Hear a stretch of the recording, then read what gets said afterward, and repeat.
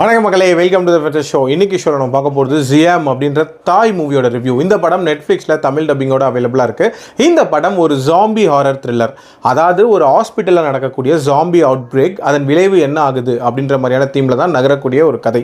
இந்த படத்தோட ஸ்டார்டிங்லேயே பருவநிலை மாற்றம் காரணமாக இந்த உலகமே ஒரு மிகப்பெரிய வறட்சியில் இருக்குது அப்படின்ற மாதிரி காட்டுறாங்க.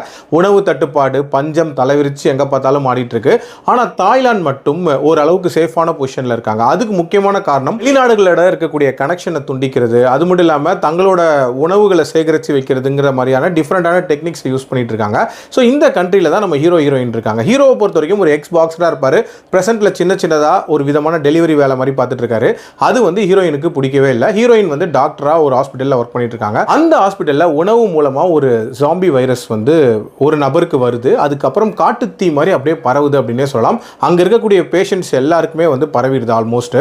ஸோ அங்கேருந்து நம்ம ஹீரோயினையும் ஒரு சின்ன பையனையும் ஹீரோ காப்பாத்தினாரா இல்லையா, அண்ட் டுவர்ட்ஸ் தி எண்ட் என்ன ஆகுது அப்படின்ற மாதிரி நிறைய விஷயங்களை சொல்லக்கூடிய ஒரு படம் தான் இந்த படம். எனக்கு இந்த படத்தில் பிடிச்ச விஷயமே, இந்த படம் ஒரு சிம்பிளான ஜாம்பி த்ரில்லர் அப்படின்ற மாதிரி தான் பிளான் பண்ணியிருப்பாங்க. வழக்கமான ஜாம்பி படங்கள் இருக்கும்ல, கிட்டத்தட்ட அந்த டெம்ப்ளேட் படி தான் போகும். எப்படி அந்த ஜாம்பி வைரஸ் ஸ்ப்ரெட் ஆகுது அண்ட் யாருக்கு என்னென்ன நடக்குது அப்படின்றதெல்லாம் ஆல்மோஸ்ட் நிறைய படங்களில் பார்த்த மாதிரி தான் இருக்கும். பட் இருந்தாலும் அந்த ஜாம்பி அட்டாக்கை படமாக்கின விதம் அப்படின்றது ரொம்ப ரொம்ப நீட்டாக இருந்துச்சு.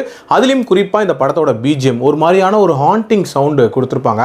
அது ரொம்பவே சூப்பராக சூட் ஆயிருந்துச்சு அப்படின்னே சொல்லலாம். ஆல்சோ ஒரு ஜாம்பி அவுட் பிரேக் நடக்குது அப்படின்னா அதுக்கான ஒரு ரீசனிங் இருக்கணும்ல, அந்த ரீசனிங் ஓரளவுக்கு லாஜிக்கலாக இந்த படத்தில் வச்சிருந்தாங்க அப்படின்னே சொல்லலாம்.